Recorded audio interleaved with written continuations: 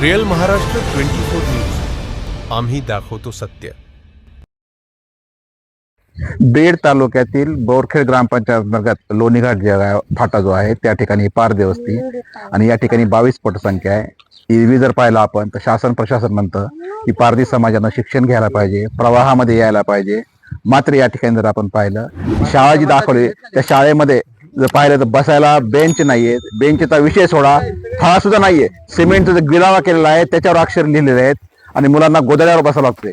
कुठलीही बाकडे नाहीयेत, पिण्याच्या पाण्याची सोय नाहीये, स्वच्छतागृह नाहीये. म्हणजे एकंदरीत जर आपण पाहिलं तर ह्या लोकांचा प्रश्न आहे की ज्याप्रमाणे इतर विद्यार्थ्यांना सुखसुविधा असतात, मग पारधी समाजाच्या सुविधांना प्रशासन किंवा शासन का लक्ष देत नाही. यांची अशी मागणी आहे की आमच्या लेकरांना शिक्षणाच्या ज्या मूलभूत सुविधा आहेत त्या उपलब्ध करून देण्यात याव्यात.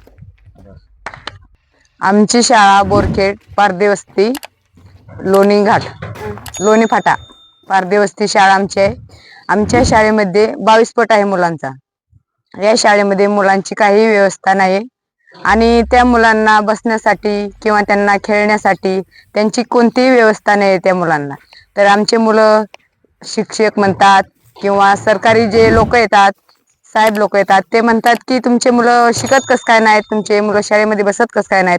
तर त्यांना काही व्यवस्थाच नाही, त्यांना खेळण्यासाठी नाही, त्यांना काही फळा नाही, काही व्यवस्था नाही, काहीच नाही त्यांना. म्हणजे असं शाळेत राहण्यासारखं बसायला जोगं काहीच नाही. काय ना तुमचं?